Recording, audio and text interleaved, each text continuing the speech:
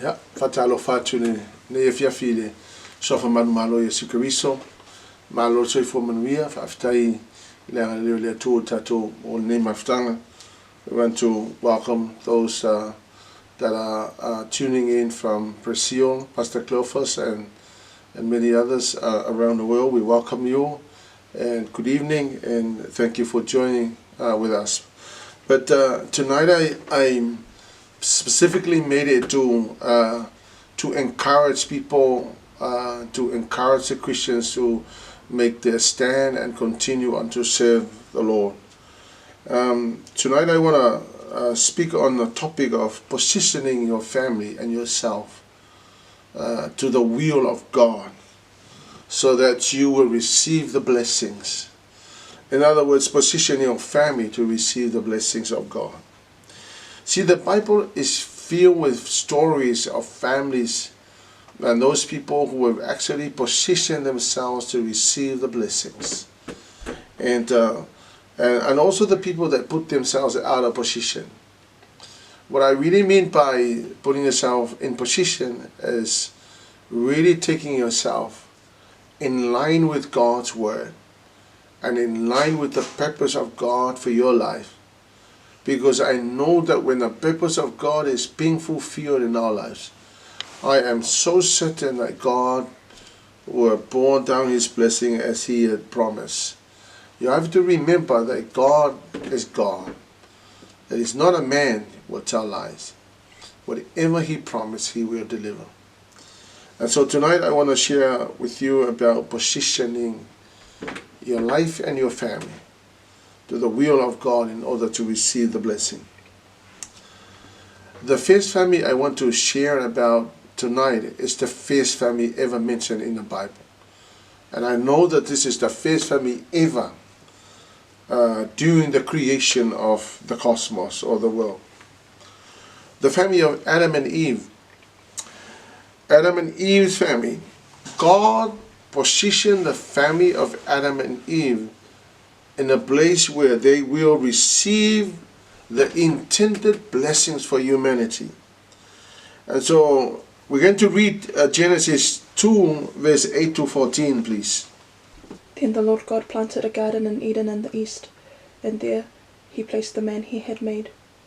The Lord God made all sorts of trees grow up from the ground, trees that were beautiful and that produced delicious fruit. In the middle of the garden He placed the tree of life and the tree of the knowledge of good and evil. A river flowed from the land of Eden, watering the garden and then dividing into 4 branches. The first branch, called the Pishon, flowed around the entire land of Havilah, where gold is found. The gold of that land is exceptionally pure. Aromatic resin and onyx stone are also found there. The second branch, called the Gihon, flowed around the entire land of Cush. The third branch, called the Tigris, flowed east of the land of Ashur. The fourth branch is called the Euphrates. Amen. So here's what happened. God positioned this family in a place to receive all the intended blessings that God had intended for mankind. And He planted the garden with all sorts of trees according to the Bible. And right there was a tree of life and tree of knowledge. And everything they need in life was there. And then God positioned them to receive every intended blessings. And also there were 4 rivers that is mentioned in the book of Genesis. And you have to understand that mentioning those rivers, it really has a great spiritual significance. Because, you know, water is so important, crucially important in the lives of people. And also the 4 rivers here represent something that I'm about to share. The first river that was in the Garden of Eden is called Pishon. And according to the Bible, this river actually has gold that is exceptionally pure, the onyx stone, called Matahua. And the Bible says that the river is actually free flowing because Pishon means free flowing. And free-flowing means it means that life is good. It means that all things are going well. So, in the Garden of Eden, everything was going smoothly as it was supposed to be. The second river there is called Gihon, and Gihon means to burst forward. The spiritual significance is that there's breakthrough. Burst forward means breakthrough. In the Garden of Eden, having a breakthrough in life was not hard, because it was a place where God positioned his family to receive all the intended blessings. The third river there is River Tigris, which means fast as an arrow. It means that it flows so fast as an arrow. In other words, it means moving fast. And to be quite honest, it simply means they were placed in a position that life will be fast. They will be placed in a fast lane. That things will happen so fast that they were moving forward, that they were claiming promises, they were apparently enjoying the blessing of God in a fast lane. And the last river is called the River Euphrates, and this river means sweet water. It means that in their experience in the Garden of Eden was so nice that every experience, it was absolutely wonderful. So you have to understand that when God placed his family and positioned this family in the Garden of Eden, in the place where they were placed, was that God had intended to pour down all his blessing that he had intended for mankind. So God positioned them there in the place where they would be placed. So here's what happened. In Genesis chapter 3 verse 1 to 3, Satan moved into disposition to put his family out of position. So Genesis 3 1 to 3. The serpent was the shrewdest of all the wild animals the Lord God had made. One day he asked the woman, "Did God really say you must not eat the fruit from any of the trees in the garden?" "Of course we may eat fruit from the trees in the garden," the woman replied. "It's only the fruit from the tree in the middle of the garden that we are not allowed to eat. God said, you must not eat it or even touch it. If you do, you will die." Amen. And so you need to understand that now God placed his family in a position where they will be receiving blessing. But now Satan is moving in to try and put them out of position. But here's what Satan did. It's very significant. Genesis 3 verse 4 to 6. "You won't die," the serpent replied to the woman. "God knows that your eyes will be opened as soon as you eat it, and you will be like God, knowing both good and evil." The woman was convinced. She saw that the tree was beautiful and its fruit looked delicious, and she wanted the wisdom it would give her. So she took some of the fruit and ate it. Then she gave some to her husband, who was with her, and he ate it too. At that moment their eyes were opened, and they suddenly felt shame at their nakedness. So here's what happened. The first thing that Satan did in order to put this family out of position was to attack the mindset. So Satan would go to the woman and would kind of fiddle around with her mind. And so you see, the Bible is very clear that the mind is the battlefield. So Satan make an appeal to the mindset. The 2 Corinthians chapter 10 verse 5. "We destroy every proud obstacle that keeps people from knowing God. We capture their rebellious thoughts and teach them to obey Christ." Amen. And so Satan attacked the mind. Satan went to Eve and kind of fiddled around with her mind, and so attacking the mind. And you see, Paul here in his letter to the church in Corinth, he was saying that the mind is the battlefield. The mind is where Satan actually fiddles around with us. And in Genesis 3 verse 7, here's another verse. At that moment their eyes were opened, and they suddenly felt ashamed at their nakedness. So you need to understand that this is what Satan is actually doing, working with the mind, attacking the mind, fiddling around with the mind, all for the purpose of taking you somewhere. And in this case, you will find out that as soon as when Satan fiddles around with her mind, the next thing that happens is that she opened her eyes and she was naked. And so that plan of the devil has never changed. When the devil wants to put anybody out of position in order not to receive the blessing from God, the first thing that the devil will do was attack the mindset. The second thing that happens in Genesis 3 verse 8 to 11, When the cool evening breezes were blowing, the man and his wife heard the Lord God walking around in the garden. So they hid from the Lord among the trees. Then the Lord God called to the man, "Where are you?" He replied, "I heard you walking in the garden, so I hid. I was afraid because I was naked." "Who told you that you were naked?" the Lord God asked. "Have you eaten from the tree whose fruit I commanded you not to eat?" The man replied, "It was the woman you gave me who gave me the fruit, and I ate it." Then the Lord God asked the woman, "What have you done?" "The serpent deceived me," she replied. "That's why I ate it." Then the Lord God said to the serpent, "Because you have done this, you are cursed more than all animals, domestic and wild. You will crawl on your belly, groveling in the dust as long as you live. And I will cause hostility between you and the woman, and between your offspring and her offspring. He will strike your head, and you will strike his heel." Then he said to the woman, "I will sharpen the pain of your pregnancy, and in pain you will give birth. And you will desire to control your husband, but he will rule over you."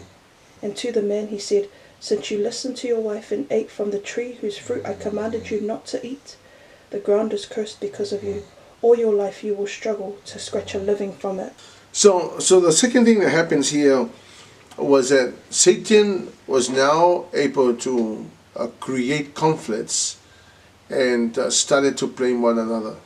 So you'll find that here Adam blamed God for creating a woman, and the woman was blaming the serpent or Satan, and so they were blaming each other for whatever went wrong. And we know that what went wrong was that they had eaten the tree that we're not supposed to. So they decided to stand against the commandment of the Lord. And so all of this is because Satan wants to put this family out of position in order to stop the blessing from reaching them. Let me honestly tell you that this has been the plan of the devil from there till now, is to try and work on people, so to disposition people, to take the people out of line from the plan of God so that they won't receive the blessing. But you see, God positioned them in the place where they should receive the blessing and enjoy the fruitfulness of their lives. But instead they started to blame one another. And so it's very interesting to notice that Satan had no interest whatsoever for this family to be positioned rightly so they can receive all the blessings. And in verse 14 to 19, that's when God turned around and punished everybody. So we've got to understand that, what God wants to do is to put up us in a place where He will begin to pour down His blessing on all of us. And here's a sad thing that happens to the family. Because they put their family out of position when God placed them in a place of blessings, here's what happened to them.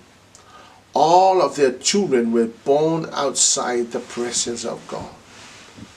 And because the children were born outside the blessing, outside the presence of God, things started to happen, and the first murder ever happened in the world and mentioned in the Bible was in this family where a brother killed a brother. And now things are beginning to fall apart.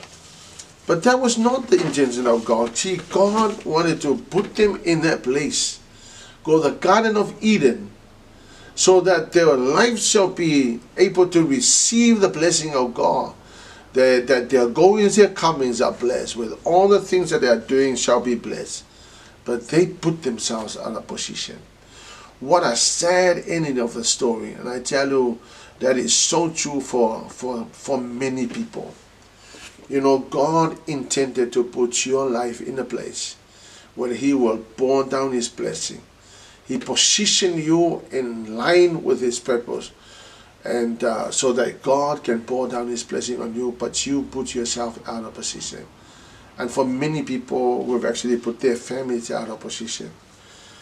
The second family that I also want to share tonight is the family of Noah. In Genesis chapter 6, verse 9 to 10, This is the account of Noah and his family. Noah was a righteous man, the only blameless person living on earth at the time, and he walked in close fellowship with God. Noah was the father of 3 sons, Shem, Ham, and Japheth. Amen. And so this family, you will find it in the Bible, that this family, according to the Bible, Noah was a righteous man. And by being righteous, he was actually placing and positioning his family to the will of God. Because by doing that, Noah knew that he was beginning to receive the blessing of God, because he positioned himself to the will of God and to the commandments of the Lord. What an amazing end of the story. In verse 18, God said to Noah, "Enter the boat, your wife and your family." And my Bible tells me that the only people that survived in the flood was Noah and his family. Imagine if he did not put his family and position his family in the place and according to the will of God. Imagine what that means. It means that nobody will ever survive. But his family were the only people that survived, because this man did his job.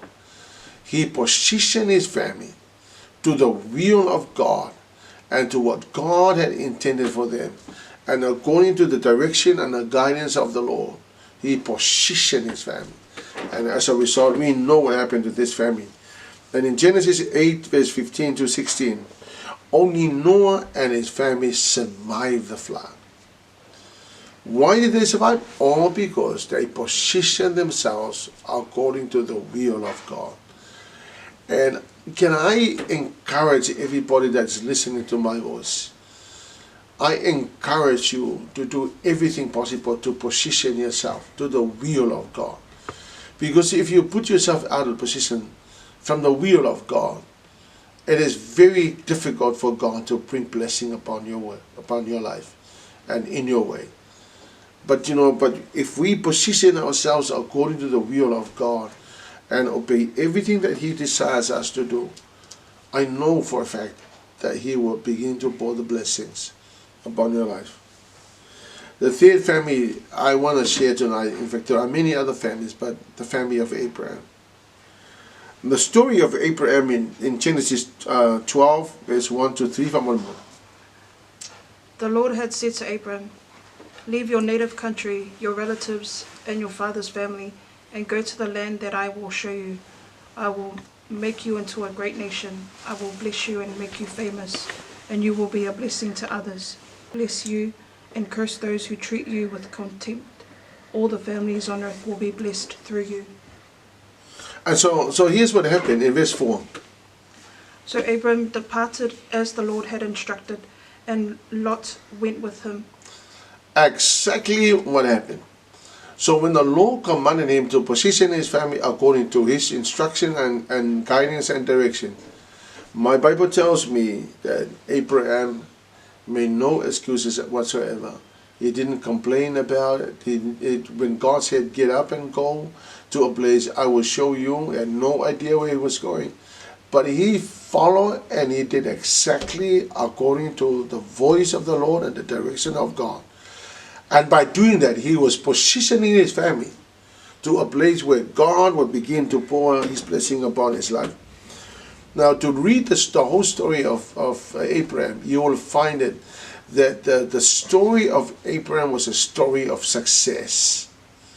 It was a story that is so fascinating, because God led Abraham step by step. And by doing that, and by Abraham taking a step according to the direction of God, he was basically positioning his family to the will and to the blessings of the Lord. And my Bible tells me that this man was so blessed, extremely blessed. In Genesis 17, 1-8, you will find that the family was blessed, the whole world was blessed through him, and everything else that happens afterward, in spite of few challenges, God actually blessed the children of Abraham. All because this man positioned his family according to the purpose and the will of God. And for that reason, Abraham was actually an inspiration to many people. And I tell you, this is one of the most fascinating things that I believe God will bless people that are really willing to position themselves according to the purpose and the will of God. The fourth family I want to share, and the last one, there are many other families, but this is enough for us just to let you know that these people actually position themselves in the place where God will bless their family. So the fourth family I want to share is the family of David. In 1 Samuel 16 verse 7, please. But the Lord said to Samuel, "Don't judge by his appearance or height, for I have rejected him." The Lord doesn't see things the way you see them. People judge by outward appearance, but the Lord looks at the heart. So here's how David began to position his family and his life. He began with his heart. What a way to start. He started positioning himself to the will and the purpose of God by working and by attending the condition of the heart. Because the Bible says that God looks into the heart. And it was very interesting in that story. Samuel saw the older brother of David, and he said, "I'm sure this is the one that God had chosen." But you know what? The Lord said, "No, Samuel, you look at the physical condition, but I look into the heart of the man." And what David did was he started positioning himself according to the condition of his heart. So he started with his heart. What an amazing way to start with his heart.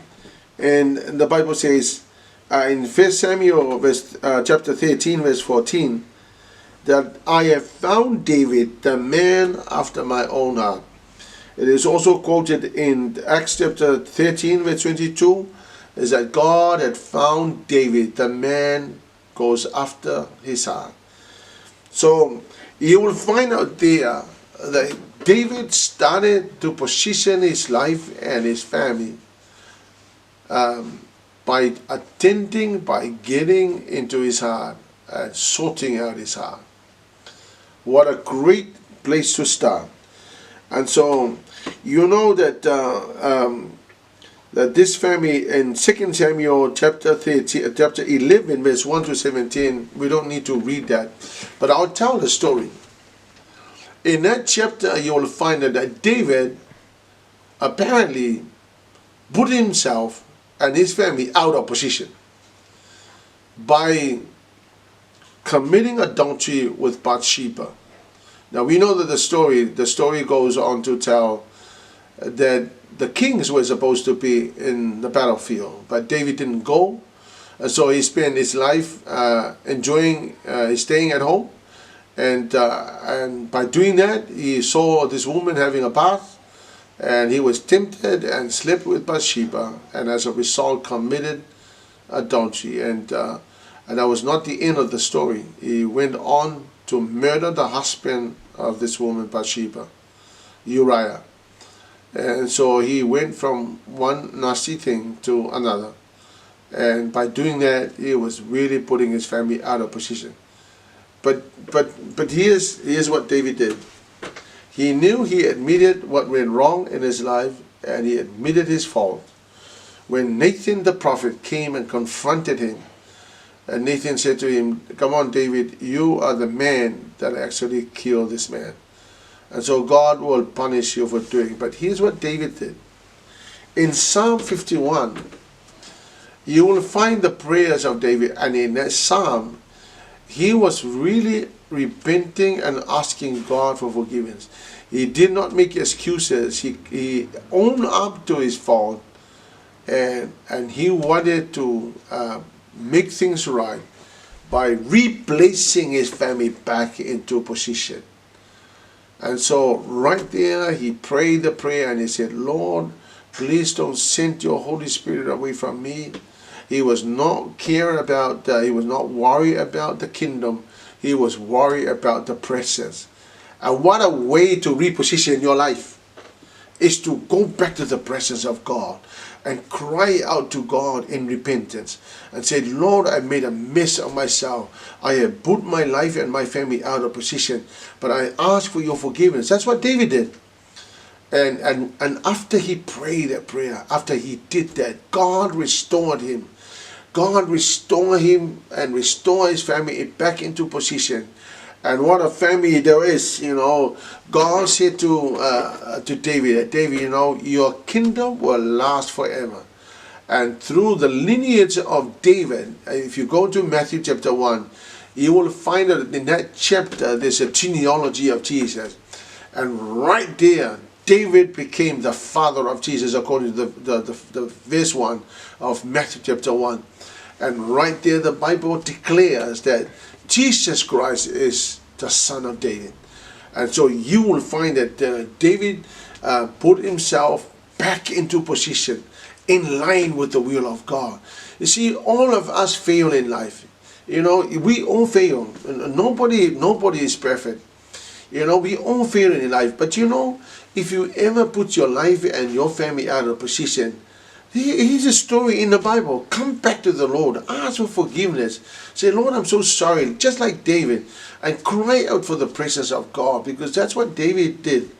And David said, you know, about anything else that I need in life, I need and I desperately needed the Holy Spirit. And by praying that prayer and asking for that forgiveness, God restored the family of David. And when he restored the family of David, what an ending of the story. That Jesus Christ is the son of David. Let me finish off by saying that Satan is not sitting still. Satan is doing everything possible to take your life and your family out of position. But I pray that you will understand the story of David, that it will be an inspiration to you. I pray that God will help you, and if you are out of position, please come back to the Lord. If you have gone too far away from the Lord, please come back to the Lord. My intention is just to help you understand that God is a God of second chance, and no matter what happens yesterday, I believe the Lord can help you, provided that you are repenting of whatever went wrong. Come back to the Lord and say, Lord, I'm sorry. I want you to understand that right now, Jesus Christ is our high priest. And in the book of Hebrews, he's saying the high priest understands our weaknesses. That now we can come boldly into the throne of grace to receive mercy and find grace. Friends, I encourage you to reposition your life if you are out of position. If you are in position, keep going and keep on loving Jesus. May God bless you. Until next time, we'll see you again. Amen.